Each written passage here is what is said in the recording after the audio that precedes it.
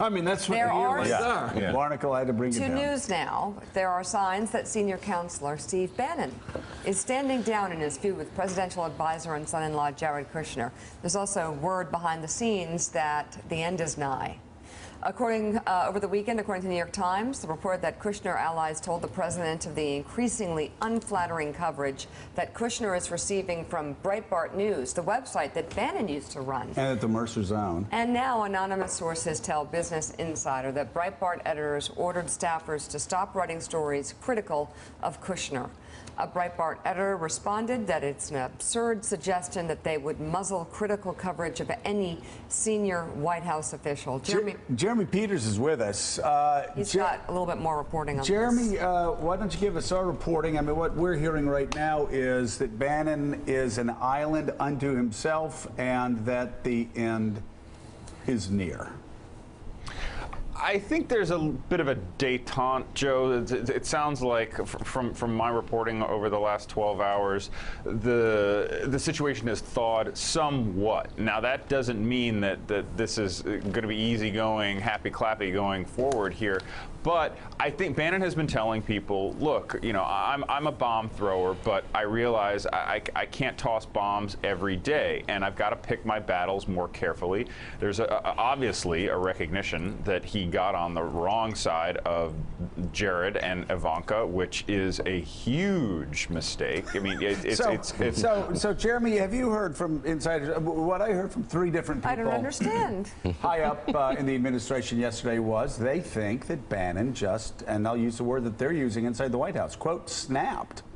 And everybody is very concerned that he would show such extraordinarily bad judgment, because when you're talking about attacking Jared Kushner, that's code also for attacking Ivanka Trump. Yeah, you're gone.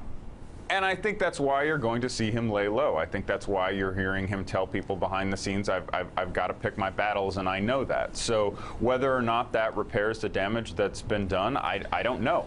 Did he not know that you don't pick battles with the president's daughter and son-in-law? I think that should be pretty obvious to anybody who works inside the Trump White House, right? I mean, the family is first. Right? Absolutely. So here's what I think that.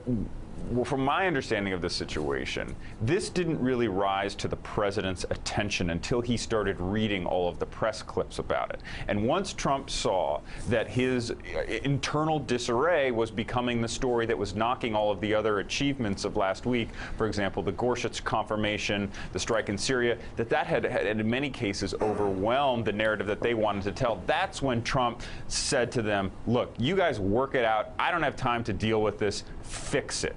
And it looks like they're trying to fix it. And remember, the Bannon agenda has not fared well here in these first 3 months. The travel ban, the executive order was stopped in the courts. Yeah. Obamacare was not repealed. As a nationalist, as he calls himself, he was not for the strike in Syria.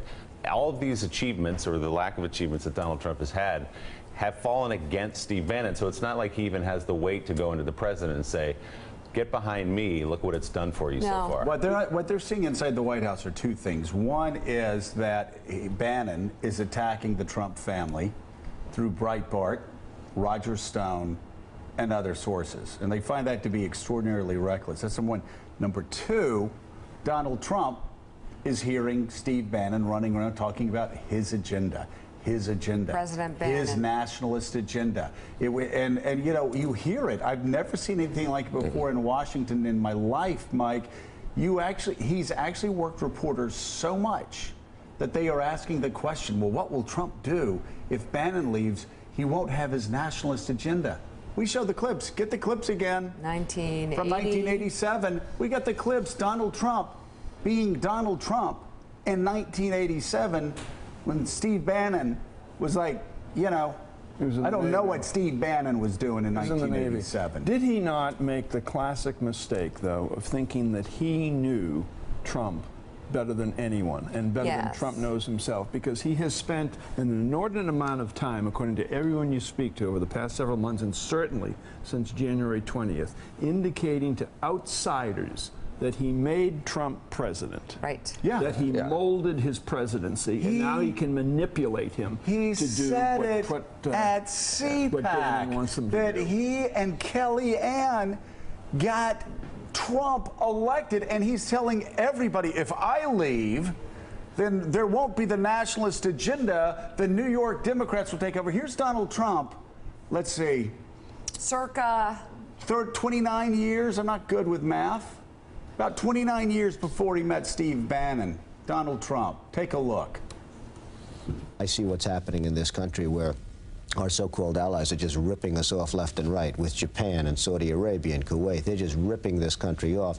And I could tell you, if I ever was in office, which is unlikely because I don't think I want to be, but if I ever was, that would not happen. We wouldn't be taken advantage of the way we are. This country is a great country, but we're a debtor nation. We borrow money from Japan in order to defend Japan, and we pay interest on that money, and I think it's just ridiculous. The country, the United States, is being ripped off, and it shouldn't happen. I mean, it would be the equivalent of me taking credit for your writing at the I'm not joking, for your writing at the New York Times in 1981, the Ratner style. Yeah, no, Donald Trump's been saying this for 30 years, and Steve Bannon is trying to sell It's it. a glob on. And for some reason, reporters in Washington have bought it. Yeah. Right, but one of the first lessons, whether he said it 30 years ago or not, one of the first lessons you learn when you work in the White House, which I learned, is that I don't think anything. I don't do anything. The president thinks everything. The president does everything. And to undercut the president or suggest that somehow you are his brain or his idea factory is crazy. And the second thing that certainly never happened in the Obama administration is whatever you might or may not have thought about Valerie Jarrett, nobody took her on directly or tried to elbow her out of the way. That would have been a failing strategy. And so you just have to recognize This would be the equivalent. I'm so glad you brought this up. This would be the equivalent of attacking Valerie Jarrett and Michelle Obama. Now, what aide would survive attacking Valerie Jarrett and Michelle Obama? None. Well, I'll ask the table. I'll ask whoever is in Washington, Jeremy, Sam.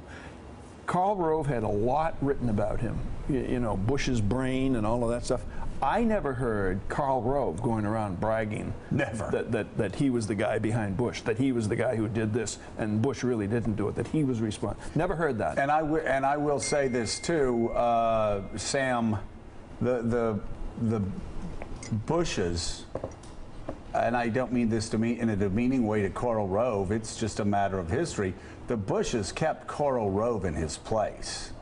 Karl Rove never mistook himself for being president of the United States. He knew he was a staffer. That's a great Michael Deaver quote. Said, I loved Ronald Reagan. I never once forgot that I was a staffer for Ronald Reagan. Steve Bannon has never seen himself as a staffer. Or Kellyanne. Or Kellyanne. Yeah, I mean, I think this is totally true. It's not just reporters who were spun. You showed a tweet yesterday from Congressman Steve King, where he basically called Steve Bannon the linchpin for Donald Trump's support structure among conservatives, which is absurd because obviously Trump made it through the primary just fine without Steve Bannon running the campaign. I think part of the blame, though, does rest outside of Steve Bannon. A more forceful chief of staff, for instance, would be someone who would push back against this narrative or at least clamp it down. If Trump had hired maybe more people accustomed to Washington and how Washington worked, you wouldn't have an outsized personality taking all the credit for an agenda that Willie rightfully notes hasn't really gone very far anyway. So I think Steve Bannon has actually filled a vacuum here. But you're absolutely right. It's very abnormal for a staffer to publicly claim credit like he's doing for leading a vision. Usually you're diminutive. You're serving the president. And in this case, Bannon has basically assumed the leadership mantle, at least from a philosophical standpoint, and now we're seeing the backlash to it. We're seeing Trump say, I don't want this. Obviously, Trump's son-in-law saying this is bad for the president. But I don't see a détente. I can't have him around. Well, we'll find out, right? Listen, Reince is there. And Reince is not going anywhere. Too destructive. And if Bannon stays there, Jeremy Peters, he will stay there as a shadow of his former self. And I think some of the blame, as Sam was saying, that there's a lot to spread around here for the organizational chaos and dysfunction inside this administration. But the tone is set at the top, and this is what we've seen time and time again from Trump, throughout the course of his campaign, and now it's infecting his White House. Absolutely. I will say, Joe, you mentioned the Reagan parallels here. Something somebody pointed out to me yesterday is that this sounds like Ed Meese to them. You have the person in the White House, the Republican White House, who's always the carrier of the flame, the voice to the conduit to the grassroots. And that person's job is always to say, okay, grassroots, let's cool it. We need to know when to fight these battles. We need to know when to stand down. And Bannon needs to learn that role if he's going to survive. The problem with Steve Bannon versus Ed Meese is Meese had a background in the business before he got to Washington. And That's Ed right. Meese would never in a million years suggest that he was the brains behind Ronald Reagan. Not in a billion years would he do that. Steve Bannon was running a website in July. And has been running around promoting himself, suggesting that he is Donald Trump's the genius that put nationalism in Donald Trump's brain. We can show the clip all day. It's just nonsense. Think again, we talked about it at the time, how crazy it is that 10, 11, 12 days after President Trump was sworn into office, Steve Bannon was on the cover of Time magazine. Oh my God. President Trump. Look, the closest people to Donald Trump are going to end up outside. Think about it. Flynn, Kellyanne, Steve Bannon. They're great for a dirty, sloppy, base-driven slog to the finish to get this presidency. They are not good for a well-run, elegant White House. And that will be the end of the story. But Donald Trump elected Donald Trump. Yeah. Corey didn't elect him. They were good tools. Manafort didn't elect him. Total tools. You got to get the third. Bannon didn't elect him. Stop insulting everybody. No, I'm just explaining they were tools that they could use. Oh, tools to be used. Okay, that kind of tool. Okay. Like a hammer. But at the end of the day, like you said, and I know we got to go. I'm so sorry, but like you said, Steve Bannon didn't cause the 6,000 or the 5,000 people to fight through a foot or two of snow to get to New Hampshire in early February to see Donald Trump. It's whether you're in New Hampshire or whether you're at the Mississippi Gulf Coast Coliseum that James Carville talked about, it's all about Trump. He doesn't need Steve Bannon. Nobody knows. He never needed Steve Bannon. Didn't need Flynn. All right, Jeremy Peters, thank you very much. Thanks for checking out MSNBC on YouTube, and make sure you subscribe to stay up to date on the day's biggest stories. And you can click on any of the videos around us to watch more from Morning Joe and MSNBC. Thanks so much for watching.